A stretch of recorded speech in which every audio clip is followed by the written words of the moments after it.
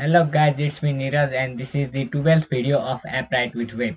So in this video I'll be starting new project that is quick recipe. So let's get started. So during this video we will be covering three topics, that is cloning the quick recipe project. Then we'll check out the structure of the project.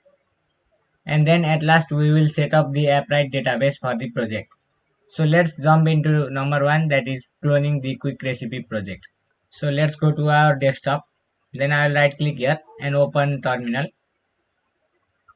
After that I will be giving this code in description as well. So let's copy this,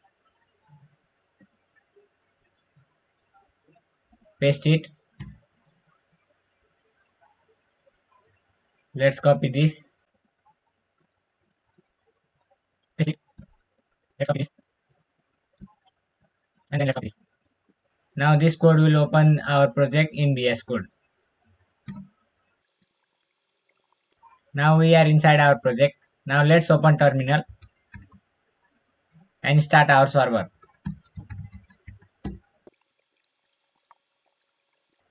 So here you can see this is our project. This is the form where we will add recipes, that is food name, ingredients and recipe. And after we click on add new recipe, this will go to the database and store in it.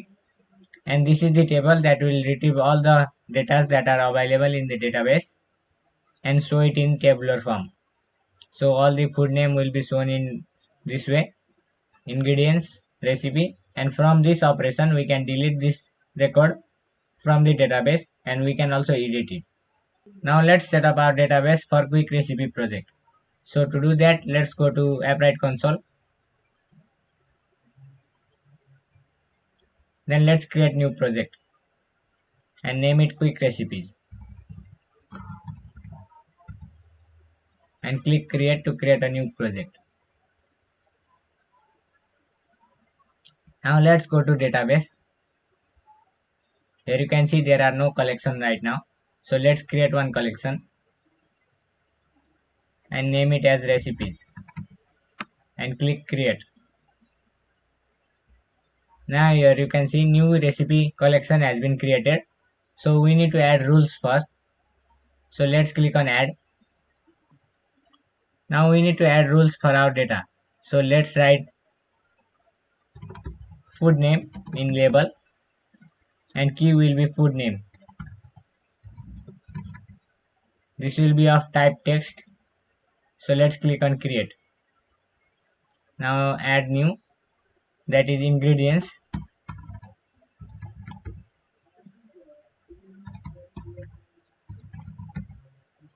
This will also be type text. Now click create. Let's add new label.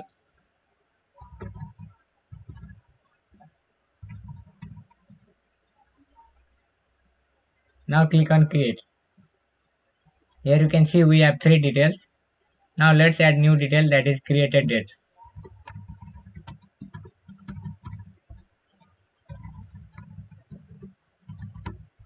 And this will be of type numeric.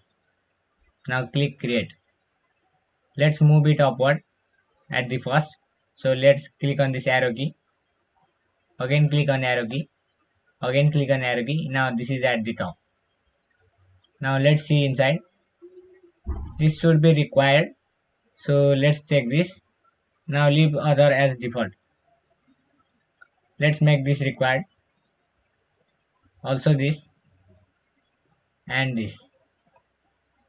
Now we need to add permission. You can click on learn more to know more about permissions. Right now we will be adding permission for all, so everyone can read and everyone can write. Here you can see add asterisk for wildcard SS. So let's add this and this and click update. Let's go to documents and create a new document. Here you can see we need to add 4 details. Let's add created date, that is 10/11/2021. Now food name would be Momo. This is just a demo document, so we can write anything. Let me add onion sweets.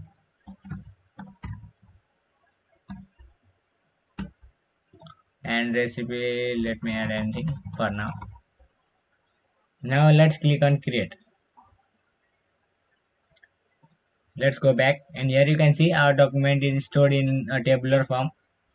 We have created date, food name, ingredients, and recipe. So now let's set up our project in our code.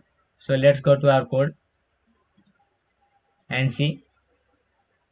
Here you can see inside components there are two components, that is form and table.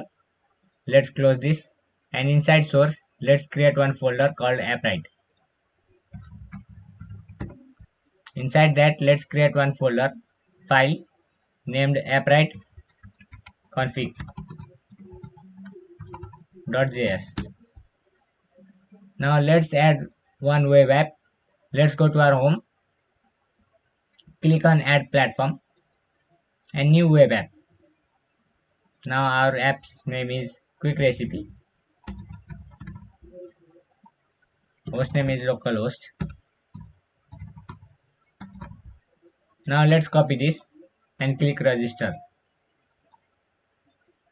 Let's go to our code, then open next terminal and paste it over here. This will install the appwrite. Our appwrite has been installed. Now let's go to appwrite docs.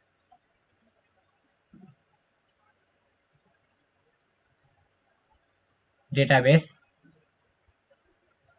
So during this project we will be mostly using appwrite database API. Let's go to create document. So according to this documentation, we will be using create document method to create a new document. Before that we need to initialize our SDK. So let's copy this.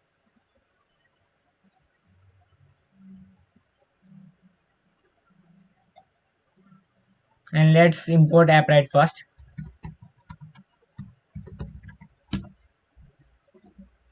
Then paste that. Now we need to add our hostname. Now we need to add our API endpoint and our project ID. So let's go to console and let's go to setting. Here you can see we have our project ID and API endpoint. So let's copy this, paste it in API endpoint, again in the project ID,